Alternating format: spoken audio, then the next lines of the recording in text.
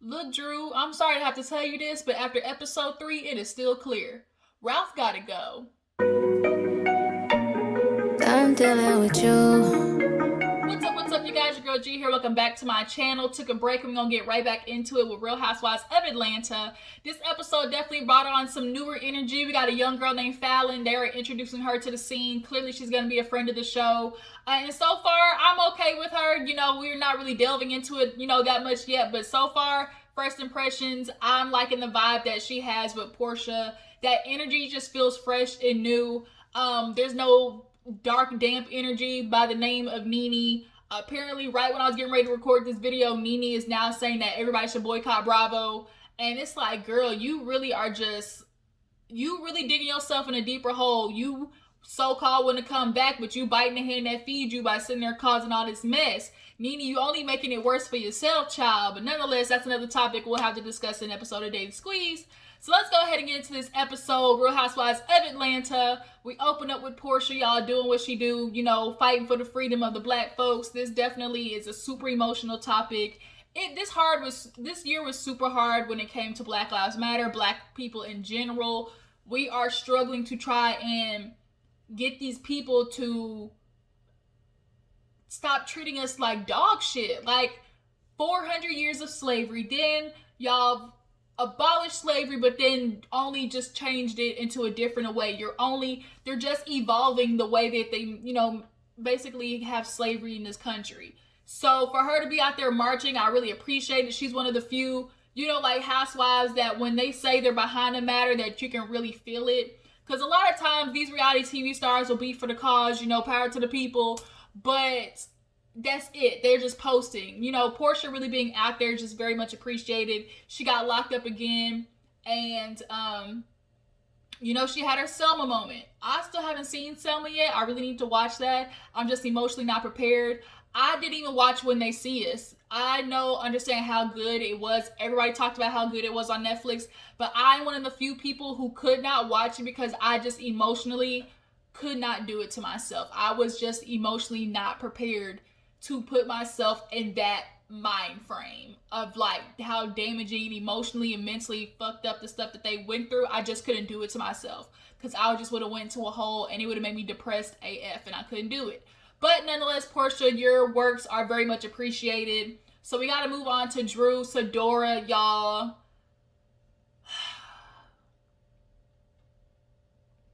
Fuck Ralph. Point blank period. Because he is the type of man that I despise. They just... that's like literally how I feel. It's just like she's sitting there cooking pancakes for her daughter. Them light ass Caucasian pancakes. I don't know what type of pancakes they were. Looked like the printer ran out of ink. Like them were some... what in the hell? Them white ass pancakes was that? Man, pancakes supposed to be a nice little caramel color. Like, that was not it. But she was talking to the kid and was saying, no, you need to wait till your sister gets down. And Ralph comes behind her talking about, no, he can get up there. They both can fit. And she's like, I am a parent. And he puts the kid up there. And it's like, first of all, you're undermining her. And then secondly, you're undermining her in front of the kids. So now the kids, if they feel some type of way about her, or they don't agree with the mom, they're gonna come running to you, and that's then only gonna cause more turmoil between y'all two that y'all already have.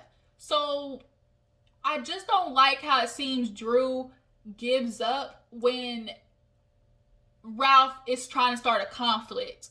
He very much always wants to argue because he does not know how to conversate. He does not know how to communicate. He only resides in arguments and confusion lands. Like, that's where he wants to reside. Because if they actually sit down and conversate, then that means he can get caught up in the bullshit that he's doing, and she can narrow down to the point of the stuff that he's doing. But if he argues and just makes her exhausted enough, then she won't have the energy to actually get on him about this fucked up stuff that he's doing. So they get ready to go over there and practice for, I guess the mom's a pastor and they were doing maybe like a virtual sermon. So they go sit down and the mom, she causing turmoil in the house too, y'all. Mama gotta go. She talking about, oh, the topic of this evening is to bridle your tongue. And the minute she said it, you could tell there was like a ooh, like your butthole puckered up, because clearly Drew knew where it was going, and so did Ralph. And he was like, why are you looking at me when you said that? She's like, I'm not looking at you, but like, she's like, clearly, you know, there are some things that you can learn, because it always seems like you want people to agree with you. And if they don't always agree with you, then you feel some type of way about that. It is very much true. Ralph is one of those people, if you don't like what he like, if you don't agree with what he agree with, he's going to beat you down until you agree with him, or until you're just exhausted and you leave the argument alone, which is always what Drew does. So for the mom to really be passive aggressive with that definitely was wrong. But I couldn't imagine being a mom watching my daughter get mistreated and watching my daughter be unhappy. Like, as a parent, I just could not. I would have to leave. I would have to talk to my daughter alone, obviously have our private moments, but I could not stay in the house where I'm watching my daughter struggle to keep up with a marriage that clearly is making her unhappy. Like, I just couldn't do it. So now Ralph is like, oh, you made this sermon specifically with me in mind. And she was like, well, he's like, well, you shouldn't do that. You shouldn't do that. Here we go again. And so Drew was like, look, I can't have y'all both arguing, but you need to understand you're not perfect. There are some things that you can learn on. He's like, well, there's some things you can learn on too. It's like he never wants to hear about himself. He always wants to make sure the focus is not on him, whether it be to call him out on something, whether it be just to say anything about him in particular. Like, nothing can be focused on him in a constructive. He does not understand constructive criticism. He automatically takes anything going against him as a negative, and he's always on the attack. Like, I just can't with Ralph. So after that, we see the ladies go work out. Kenya, Cynthia, and Candy. She goes up that big ass hill to go work out, because all the ladies got quarantine thick. Shotty quarantine and she getting thick. She done quarantine and that shotty hips wide up. Hey, what's that song? Quarantine thick, 2 Chainz, Mulatto. Big Lotto. Okay, but nonetheless, they all got a little weight on them and they gotta work it off. So after they work out, they sit down and start talking, and Cynthia's discussing the wedding with Mike, and they get into the prenup conversation. And Candy immediately says, bitch, do it now. Like, now. As of yesterday, last week, last year. Do that shit now. That way y'all can get it over with, and, you know, the emotions can be handled before the wedding. Because we all obviously remember what happened with her and Todd when they tried to do the freaking prenup literally like 2-3 days before the wedding. And that was horrible. And Kenya, she's realizing, you know, because she was all in La La Land when she was with Mark, talking about, oh, I'm not going to get a prenup. And then we see on the preview that now he's trying to take her for all she got and trying to ask for alimony, a whole bunch of shit. So as much as you want to love somebody, make sure you take care of things while y'all are still in love and actually considerate of each other. Because the minute y'all get mad at each other, that's when spite and pettiness, you know, comes out. So she's like, okay, like, it is, like, I guess I handle it now. And so she's like, Kenya gonna be my lawyer? Because Kenya was like, it's simple. What's mine is mine. What's yours is yours. What we make together, we split down the middle. I feel that way too. It's quite simple. But obviously, you know, that's in the means of people both coming to the relationship with, you know, with equally yoked. But nonetheless, you know, she's talking about, you know, finding the venue for Mike and, you know, trying to show it to him. Obviously, with COVID, they're going to have to change some things around. So I laughed when Kenya was, like, talking about the hill with Candy. Talking about, girl, Candy got this big-ass hill. And she fake falls. Oh, I'm sorry, I fall in help and I can't get up. Candy said, yeah, all right. I would have done the same shit. I would have slipped and fell on that damn hill. I want $150,000. Oh, my neck and my back. Oh, my neck and my back. Like, I would have pulled it off. But we can settle this for $50 in an envelope. So, I thought Candy's look in the confessional too was so cute. I love that short flipped bobbed with the drip earrings. Like, it was really cute. So after that, we actually see a scene with Kenya and Latoya. Latoya and Kenya are kind of gonna be like this new Peppermint Twins duo. I think she just vibes with Latoya out of her high sedittiness, her high energy. She comes in. I mean, Latoya looked cute. I love the blazer with the outfit she had on. Like, she was cute. So they go in and they're talking about how they're so much alike. They literally did have on the damn same outfit. Latoya just had on the 20-year younger version of what Kenya had on. So they taking shots and they just sit down and Kenya's like, girl, I told Cynthia about that little pet comment you made. And she's like, what? It did look like a pet. I mean, I'm just not a wig person, you know. And Kenya was like, I'm not either. And I was like, bitch, where? And then finally she followed that up with, you know, but there are times you can wear a wig for protective styles, you know. And I was like, yeah, because if you said you're not into wigs, bitch, let's call you out. Because remember what happened last season with Marlo calling you out about your wig. So they're kind of low key coming off a little, you know, mean girl burn book ish, because the way they were just like, oh, what's the name of the pet on her head? And she's like, Drew Leisha or something like that. And then they were like, oh, like for her to be an actor, like how has she not got access to, you know, stylists and people who can do her hair good? And I was just like, first of all, y'all are going a little too ham. Secondly, it feels like Latoya is trying to do this like the newbie, like come on. I feel like she's trying to make a conflict with her and Drew out of the sake of the show. Like that's how I'm feeling. Because at the end of the day, like the show has to have conflict resolution type situation. I feel like that's what they're creating with Kenya, Latoya, and Drew. So they just start talking about dating, and Kenya's like, you know, I'm ready to move on. And she's like, well, how are you going to be able to move on? And she's like, I'm going to continue with the divorce. And we all know that didn't happen. Like, fast forward, they're still not divorced. But that's how she felt at the time. So they take pictures so they can post it on the dating website. Hopefully, you know, either one of them can move on, get a husband, get a man, or at least dick for a Saturday. You know, a booty call, you know, when the alcohol hitting, okay? So, after that, we get back to Portia, Tanya, and Lauren, the sister. I loved them together. Like, I just really did. They end up meeting Tanya, and Tanya's shorts were so cute. I loved her natural curly hair. But this was all before, you know, Strippergate. So, you know, Tanya was still happy at that time.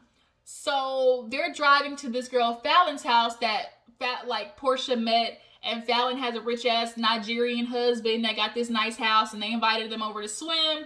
And on the way over there, of course, they're talking about how quarantine is, how they thought it was going to be good for their relationship. And of course, in the beginning, it's good. You know, y'all both, you know, busting it wide open for each other, you know, cooking, cleaning, drinking, having fun. But then little things start pissing you off, like why you leave the bed unmade? Why you ain't take the trash out yet? Why your ass got the pillows on the floor instead of setting them on the couch? Like those little things, because you really have other issues, but you're projecting them into these small little things that don't matter.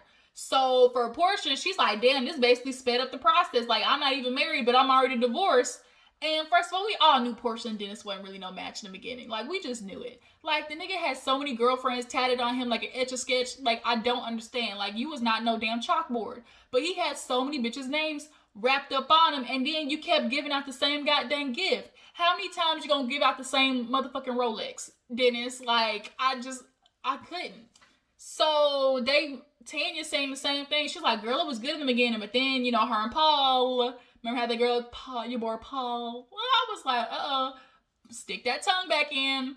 But nonetheless, you know, they're all understanding of how hard relationships are.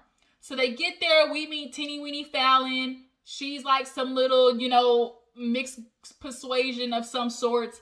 They go in, the house is nice. I wish we got to see the rest of it, but they go in the back and everything's set up. And then she's like, here's my husband. And I was like, oh, okay. So she's like, yeah. And he's like, yeah, I can't wait to, you know, do something again. Oh, he's like, oh, this reminds me of our wedding. She's like, yeah, I can't wait to renew our vows and get a ring upgrade. And there was like this weird silence because everybody was like, damn, like, okay.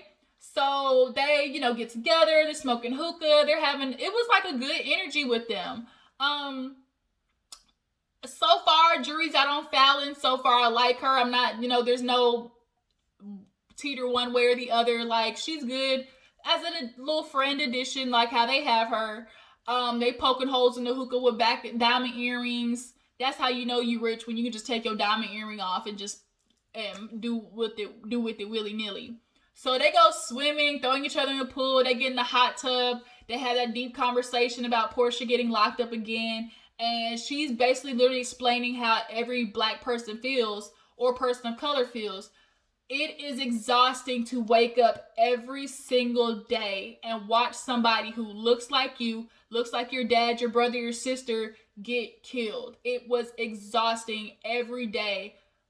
Shot, beat up, choked, every day. That was happening every day, every week. So you're just messed up in the head, but we all know what we're fighting for. So after that, we get to this scene with Drew and Ralph once again.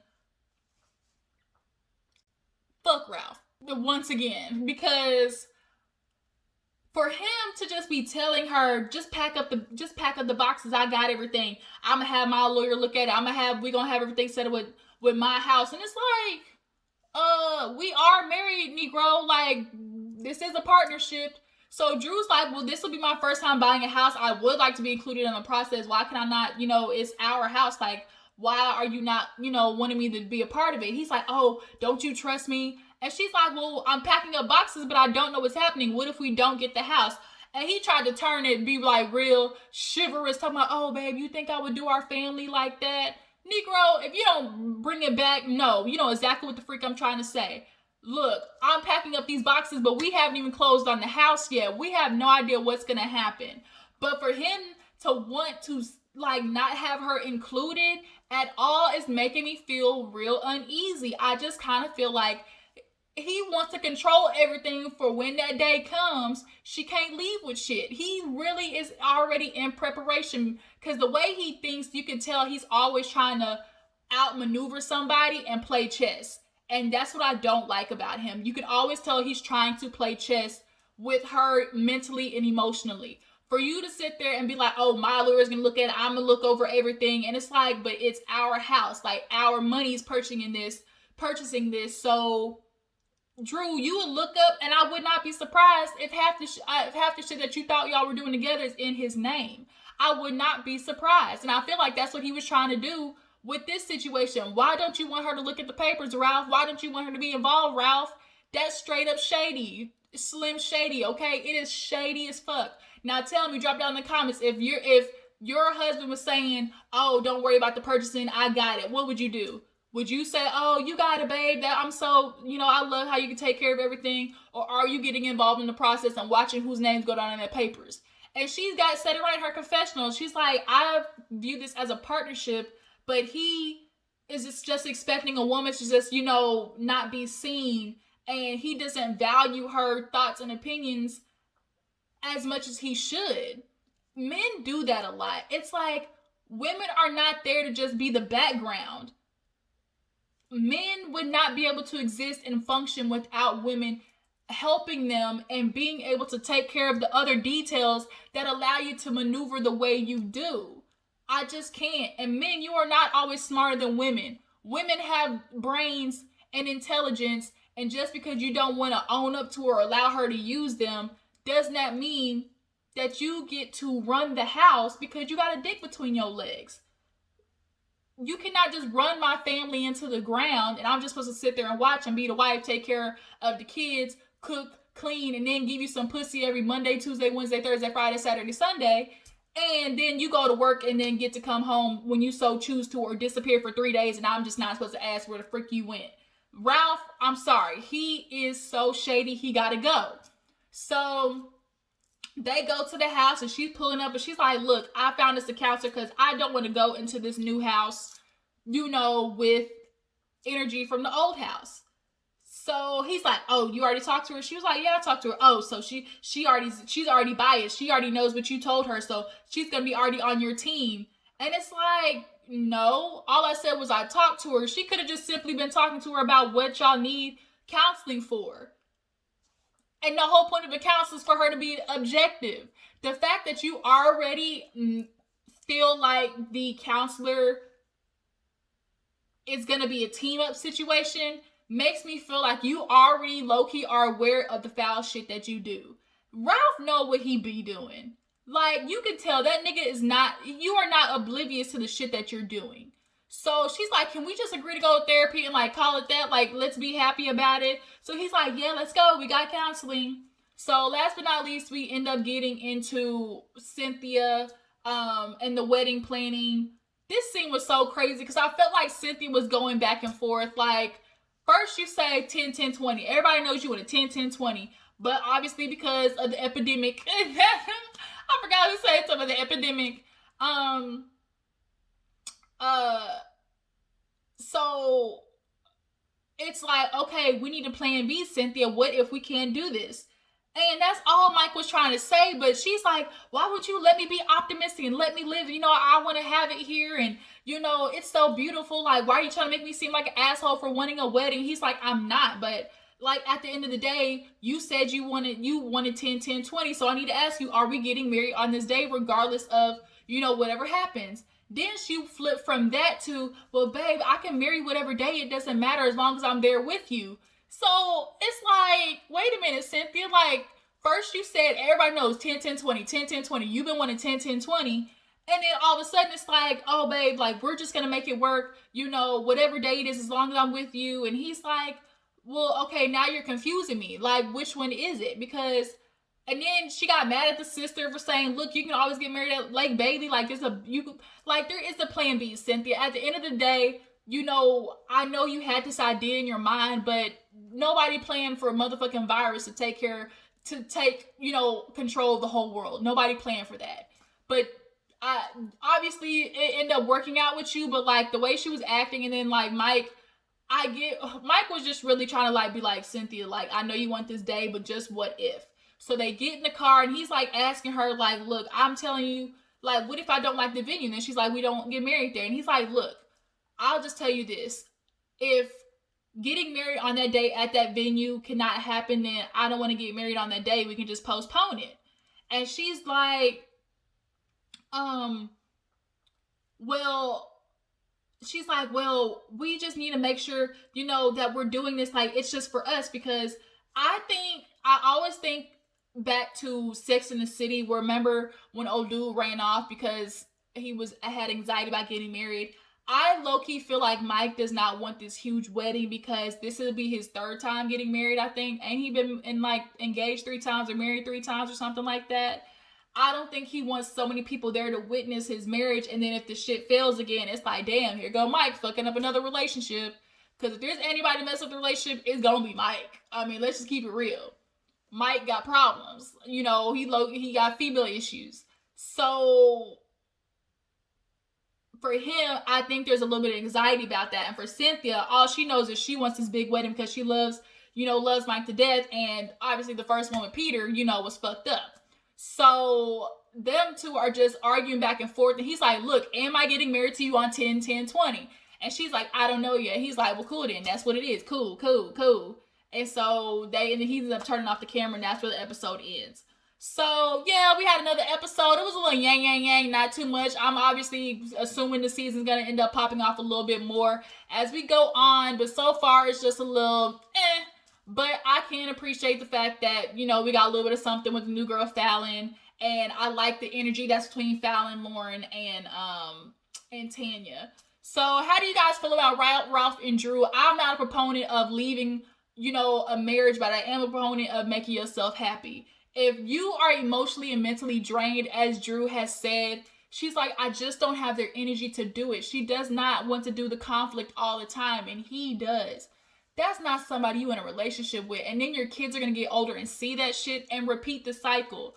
Get out of this now, Drew, before you look back 10 years later and he fucks up and you realize, damn, I gave this nigga time that he did not deserve. That would be the worst feeling. Yeah, it's a bad feeling leaving a marriage, but it also, I would assume it's a lot worse feeling knowing that you should have left and didn't, and your motherfucking husband doing you dirty, which I'm assuming he already did because that nigga was gone for 3 days. And you can't tell us why the hell you was in Tampa. What bitch was in Tampa? That's what we need to figure out. But this video only got too long, y'all. Time for me to go. Appreciate you for tuning in. Y'all help your girl reach 2K before the end of the year. That's my goal. So tag, retweet, post it everywhere on Twitter. Tag other reviewers because I'm looking to collab as well. But yeah, that's everything. Y'all get ready for the holidays and, make sure you stay safe and, make sure you appreciate your loved ones while they are here. Life is short. Make sure before you go, like this video, subscribe to my channel. I'll catch all you guys later. Deuces.